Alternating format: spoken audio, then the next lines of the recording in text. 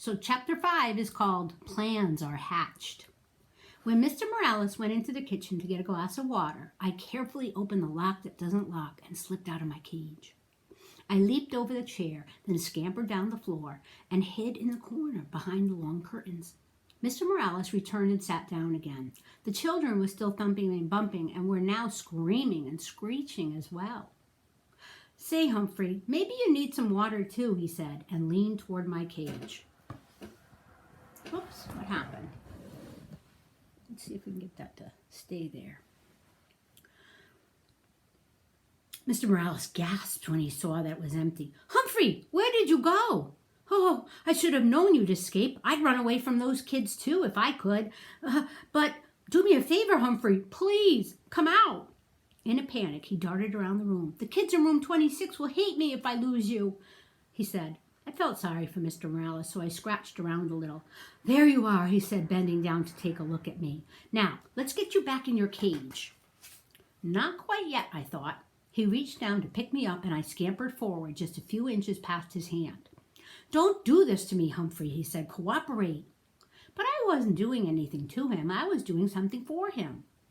"Work with me," he said, but this time to himself. "Maybe, hey, that's it." He looked down to me. "With your help, Humphrey." Mr. Morales really swung into action then. He raced upstairs, and thumping and bumping stopped.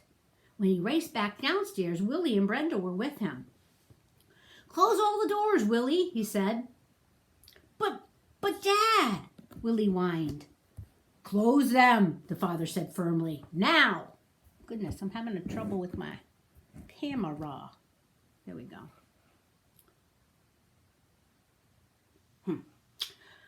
Willie closed all the doors. "You two scared Humphrey with your screaming and poking and thumping. We may never see him again," he said. Brenda burst into tears. "Humphrey's dead," she sobbed. "No, Humphrey's too smart for that," Mr. Morales said. "But he will run away if you two aren't nice to him." Right. You have to be pretty smart to be the principal." "Well, now, you do want to help me get Humphrey back," said Mr. Morales.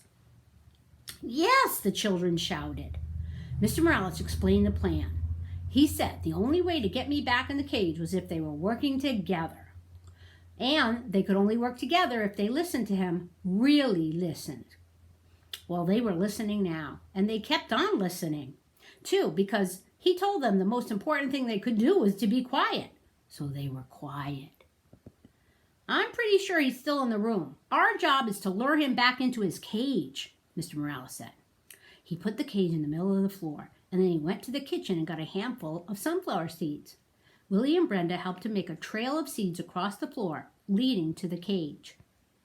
"Good," said Mr. Morales. "Now we have to be very quiet and wait for Humphrey to come pick up the seeds. But if you say anything or even move, you might scare him." "We'll be quiet, Dad," said Willie, and Brenda nodded. They all sat on the floor. "Do you think it will work?" Willie whispered. "Of course," Brenda answered. "Dad's smart." Well, he's not the only one. I waited for a while. After all, the Morales children needed all the practice staying quiet that they could get. When Willie got restless, I started skittering on along the floor. "I hear him," said Brenda. "Shh," said Willie. I waited a few more seconds and then scrambled out of the corner and grabbed the closest seed. I could hear loud gasps from the children, but I pretended not to notice. I scurried around to the second seed. This plan Mr. Morales and I came up with was tasty, tasty, tasty. I could almost feel 3 pairs of eyes fixed on me, but I ignored them.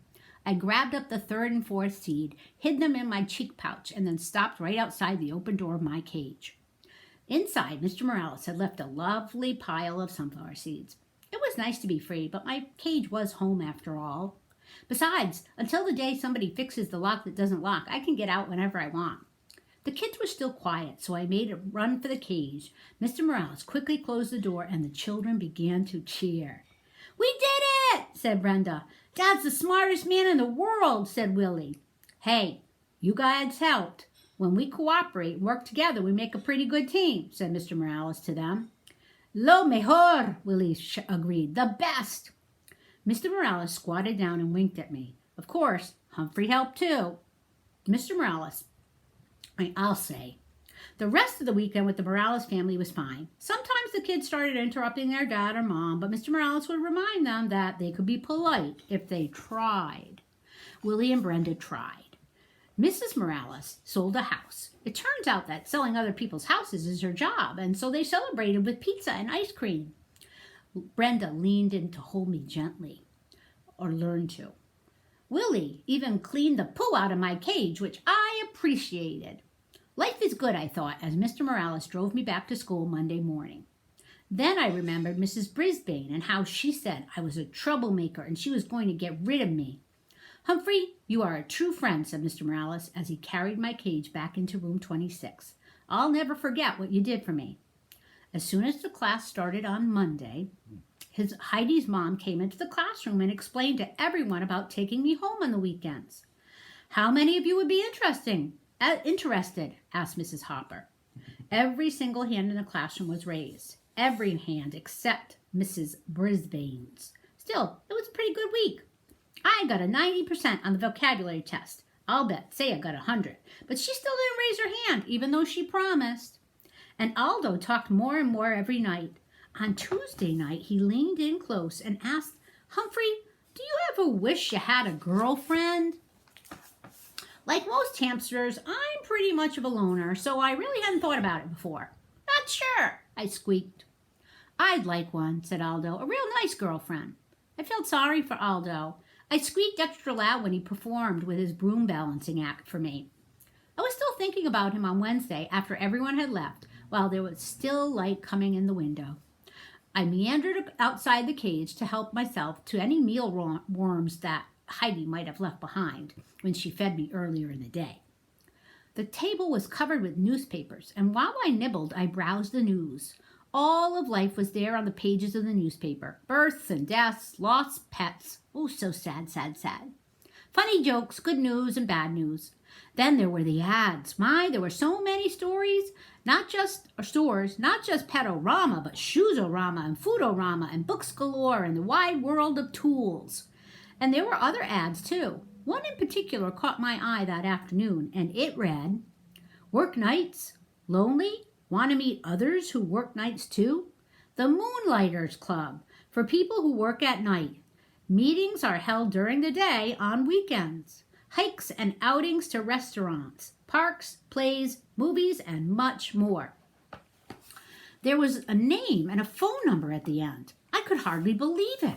This was exactly what Aldo needed. I could already see him smiling and happy, going to parks and plays with the Moonlighters Club, and having a girlfriend. But how could I get Aldo to read this ad? He'd probably just throw it away. Still, if I cut it out and left it in a place he couldn't miss it, well, maybe. Hamsters can't do scissors, but we have nifty teeth. It took me a while to nibble the whole ad out neatly, but I did a pretty good job. Then I stood the clipping up against my cage. Aldo couldn't help but see it if he looked at me, which he always did. That evening, I was more anxious than usual for Aldo to arrive. When he turned on the lights, I squeaked, "Hello!" right away. "Greetings to you, my little friend," said Aldo as he pushed his cart in the room. "You sound like you have something on your mind." "You bet," I tried to tell him. He ambled over to my cage and leaned down to look. "What's happening, Humphrey?" he asked. I saw his eyes light on the scrap of paper. "Hey, I can hardly see you." He reached out and pushed the clipping aside. "Read it!" I squeaked right out loud.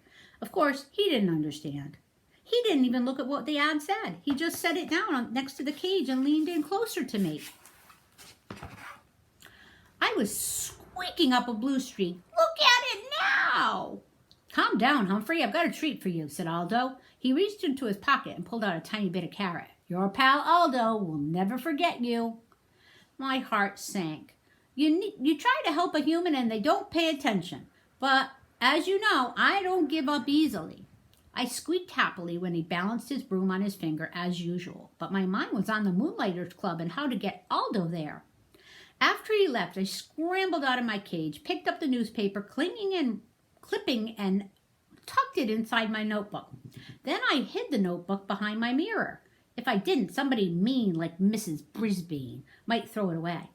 I was still wondering what to do with it the next day when Mrs. Brisbane rolled in the cart with the big machine on it. "This is an overhead projector," she told the class. "I'm going to use it for some map work." When Mrs. Brisbane turned the machine on, a bright light was projected onto the wall. And then she placed a paper map on the glass. And suddenly the map showed up on the wall, big. She could write on it and draw on it, and we could see everything she wrote. A machine like that could come in handy, I thought. So when Mrs. Brisbane turned the machine off and sent my classmates off to lunch, I thought about that machine. And when Aldo cleaned my cage and changed my water and bedding, I thought about that machine. I thought really hard about it, and I suddenly came up with a really, really, really good plan. But it would be difficult to carry out and dangerous as well. Tip 5. If a hamster manages to escape his cage, you can sometimes lure him back with a trail of sunflower seeds. Guide to the Care and Feeding of Hamsters. Dr. Harvey H. Hammer. I hope you liked this night's chapter as much as I did. I love you guys. Bye-bye.